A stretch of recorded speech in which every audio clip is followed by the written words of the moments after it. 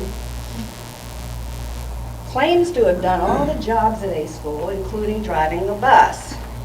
I think that's enough to qualify you as having an enormous amount of patience. He's now completed his first year as principal at Greenville High School. When he came on board last year, he indicated his top priorities for the school year were to raise test scores, provide a safe environment, and implement involved leadership from the students. Today, we get to hear what grade he has earned. Don Jefferies, our high school principal. Would you welcome him, please?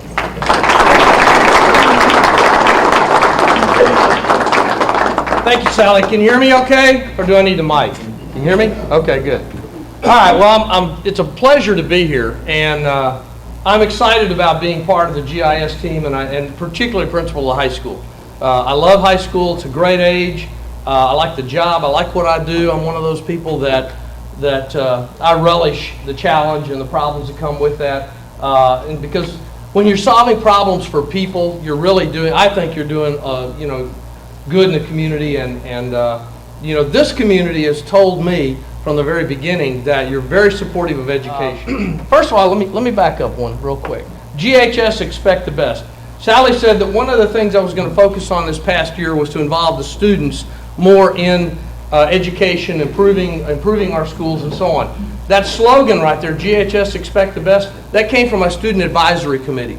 When I came here, I had, and I've used this before for many years, what I actually did is I put out an application to the student body, and I said, if you'd like to be on a student advisory committee to work with the principal and the school to help improve things, then I want you to fill out this application, tell me why you think you're qualified as a student leader to be part of this group.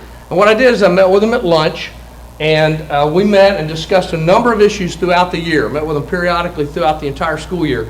And one of the things I came up with, I said, look, we need a kind of a vision statement for Greenville High School, and what should that be? And the students came up with that statement, GHS expect the best. They said, why not? And I said, great, why not? I think it's great. So that statement actually came from my student advisory committee and their involvement. Let me give you, let's start quick with summer school. We just finished summer school. We had 195 students that earned 269 credits in summer school versus last year 108 credits that were earned in our summer school program. We averaged 25 students each day in our tax tutoring program, where we had very few that came in last summer. So we're trying to stimulate more interest in continuing education throughout the summer. Actually, one of the things you're going to see next year is a reading program. We're going to expect our students to read during the summer, and it'll be part of the course expectations for the courses they'll take the next year. So we'll be getting into that. Morning session attendance ran 94%, afternoon 93%, original credit was 95%. It's not 100%, but for a summer program, kids coming in, that's not bad. So we were real pleased with our students and their performance this summer. Let's talk about completion rate improvements. Completion rate is the rate of students that when they start the 9th grade, this is the rate of students either graduate or continue their education. If they're not through, they're still part of our system and continuing to get that high school diploma and that education. This past year, all students rose from 83.8 to 89.3% in completion rate. And that's a very, very good number. African Americans rose from 77.7 to 85.1. The Hispanic population rose from 60.4% completion rate to 87.1%. Those are huge gains in keeping our kids in school and helping them to understand they need a high school diploma and getting them to commit to that. Our Anglo students, white students, rose from 91.2 to 92.2, and the economically disadvantaged rose from 67.4 to 80.3. Economically disadvantaged students, when you look at the demographics, and you're going to see a breakdown, African American, Hispanic, white, the common element among low-performing kids in any school is that most of them come from economically disadvantaged families.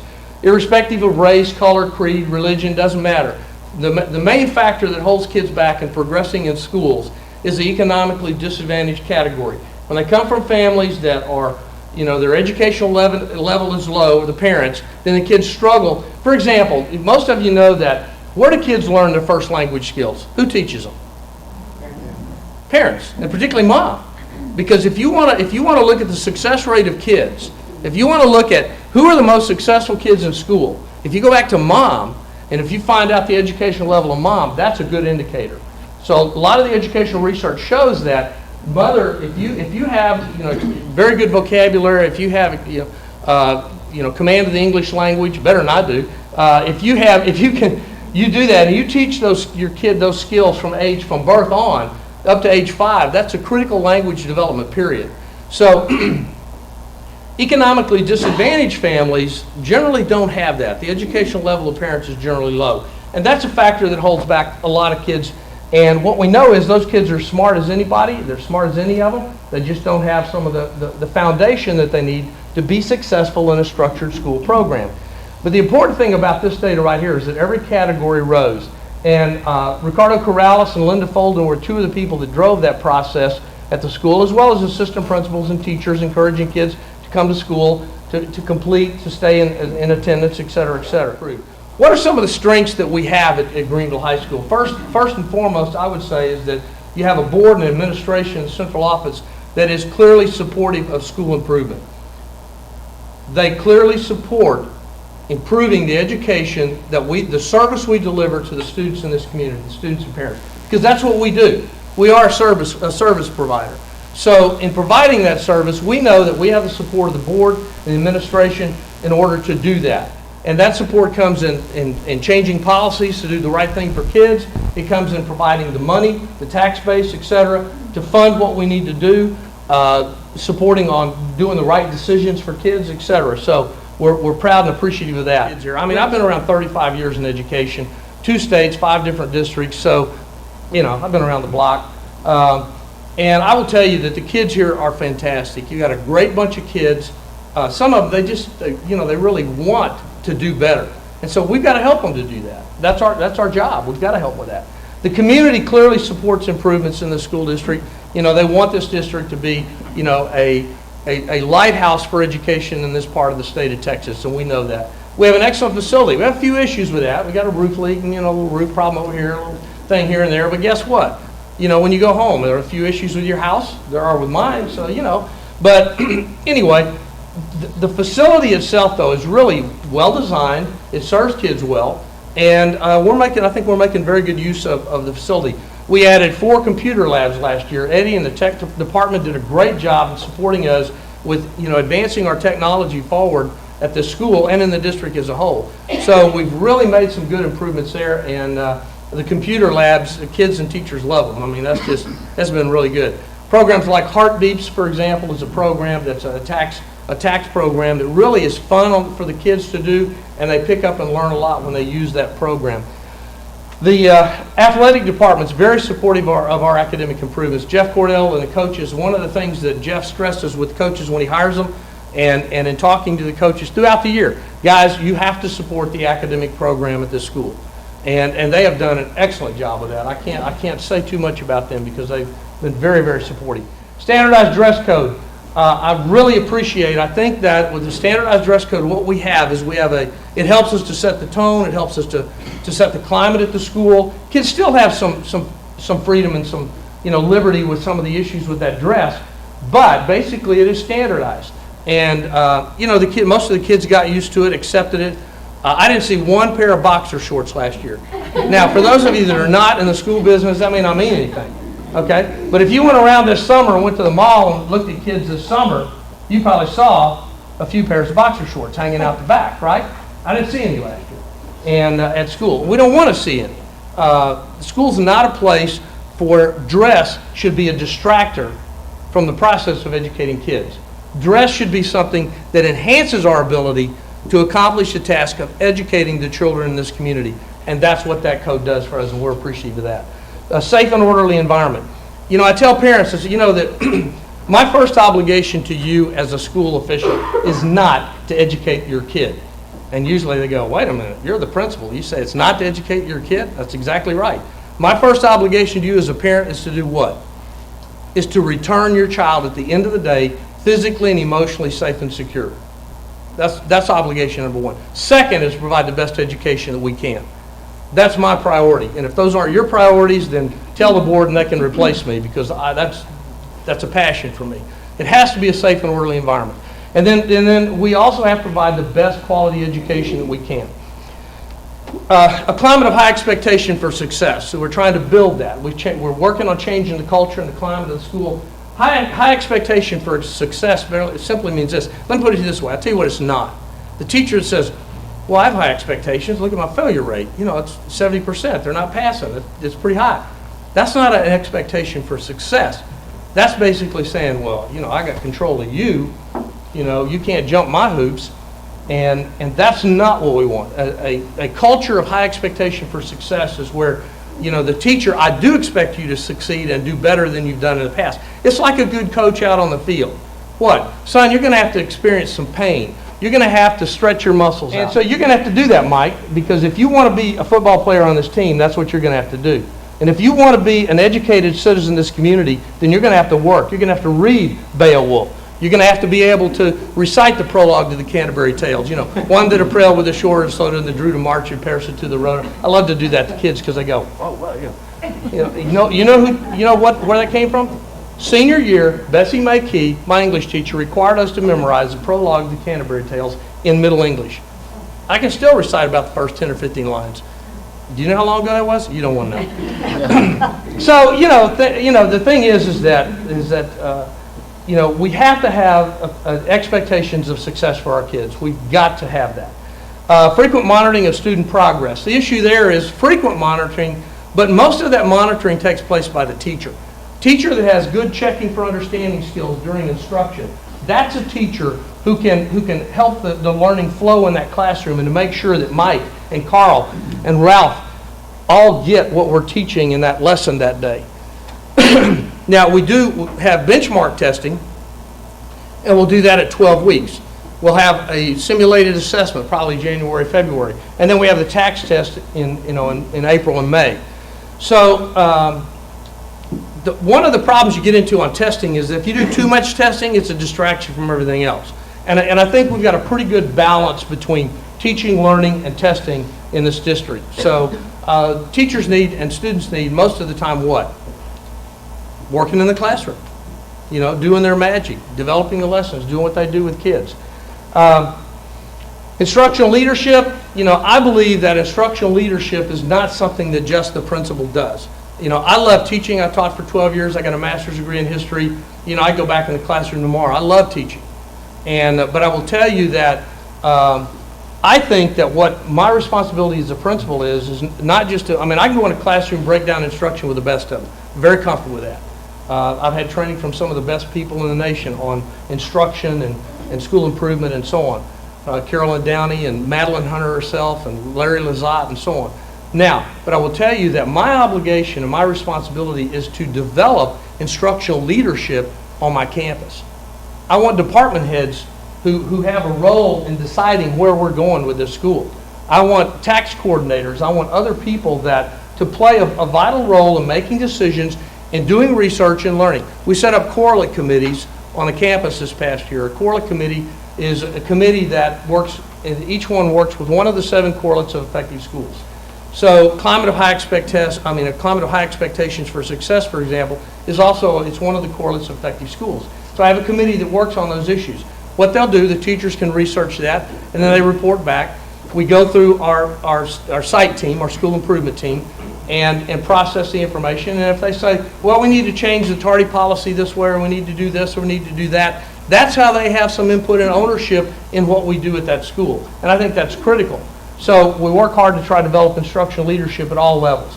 Opportunity to learn and time on task. If you go in the classroom and kids don't have an opportunity to learn because they're messing around, they're not on task, not doing what they're supposed to, those kids that do want to learn are distracted by those that are taken away from it. We have to control that and manage that. Improve home-school relations. That's always got to be a critical factor for improving any school. We need to do more to improve the relation between home and school, get parents more involved in the education of their kids. We did a lot of phone calling last year. We did a lot of work. Many of our phone calls even did things like, cause pans to fall. So, all kinds of things. Clear and focused mission. Our mission is clearly to educate children, to go back to the GHS Expect the Best. That's what we want to do with all of our kids. Focus on mentoring. We've enhanced the mentoring programs there. We're going to build on that this year. You may not know this, but the graduating class 2007 earned over $1 million in scholarships this past year. Pretty good. The 3 R's, reading, writing, and arithmetic, have transitioned into rigor, relevance, and relationships. Rigor? Yeah, rigor's still in the 3 R's, reading, writing, and arithmetic. So we need rigor in all of our academic areas. We need relevance. So we need our teachers and principals, department heads, and so on need to help the kids to understand the relevance of what they're learning, why it's important. If you know why you're learning something, aren't you more involved? Don't you appreciate it more? If you know how you can apply something, then it's more meaningful to you. So rigor and relevance is clearly important. But I'm going to tell you, relationships is critical. Teachers have got to work to develop relationships with kids. My first experience at teaching was I started on February the 8th, 1971, inner city school in Houston. And I told the story to the new teachers yesterday. And what they didn't tell me is that the guy asked me when I interviewed, he said, this is in Houston, he said, you have any problem working in inner city school? I said, no, why should I? You got kids, right? And he goes, yeah, no, that's fine, okay, no problem. Anyway, so I go over and interview with the principal. They hired me that day. What they didn't tell me, I was the 7th teacher to take over that group of kids that year. Because 2 of the classes had been discipline problems that they'd put together, and they had 3 people under contract that bailed out, said, I don't even want my contract, you can have it. You know what? I'll tell you what I learned. What I learned was that kids in inner city schools and parents in those schools, you know what the parents wanted? The parents wanted their kids educated and out of that neighborhood. The vast, to a person. I did not run into one parent that didn't have that goal for their kid. And you know what? The kids, when you develop relationships with those kids, I stayed after, played basketball, got to know the kids, back, and I busted a few rear ends and stuff like that back in that day. And you know what? I didn't miss one day of work. I had a great experience at that school. I still remember Terry Stuman, Honorine Crow, and some of the kids that were in those classes back then. Great kids. They taught me a lot. They taught me that if you treat them right and you treat them with respect, they reciprocate. They respond. And I think that really shaped a lot of my career. Student empowerment engagement.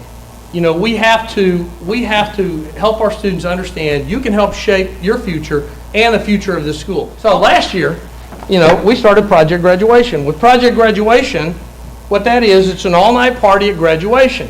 And what do? The main purpose of that is what? Keep kids off the road after graduation. Focus throughout the year on a drug-free lifestyle, chemical-free lifestyle, alcohol, drugs, and so on. And so this is a shirt that the kids designed for our party at graduation night. And on the back, we put the sponsors. So that the business and the community people that sponsored, the Project Graduation, got on the shirt. Then we had shirts like it's not just that night. Project Graduation is about activities all year long that keeps kids involved, all kinds of kids, not just the athletes, because a lot of the activities are athletic activities, but not all of them. And so it's a way to involve more kids into activities at school. Another one was a dodgeball tournament, and so one of the kids called themselves the Destroyers. Okay, and that group was sponsored by American National Bank of Texas. And it's a place where I bank, by the way. So anyway, but they sponsored, they sponsored one of the teams. And you say, dodgeball? Yeah, we had a dodgeball tournament. The kids loved. The more kids are involved in providing services in the community, the more they are involved doing things for other people, they're going to learn a lot. And they're going to learn a lot. The more they interact with, people that have values of honesty, hard work, etc., that influences our kids. I think that's very important. The other thing is that we have to build the relationships we build at school with teachers, students, parents, has to be built around trust. If you can't trust us, if we can't trust them, they can't trust us, we're not going to go anywhere. So we work hard at it. If I tell them I'm going to do something, I'm going to do it.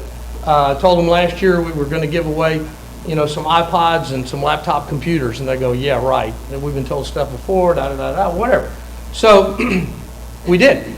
And, for things like perfect attendance or improvement and this or that, and we gave away a few laptops, and man, I'll tell you what. Why not give away an educational tool? I don't want to give away a bicycle. I'd rather give away something like a laptop. I can get one for $600, and it's the kids were so excited about that. Generated a lot of excitement. It really did. Let's go to tax real quick, and then I'll be through here. 2 indicators. Our tax. Greenville High School is held accountable for 20 testing indicators on the state assessment system. Okay, 20 indicators. By the way, you have a copy of this printout of my PowerPoint on your table there.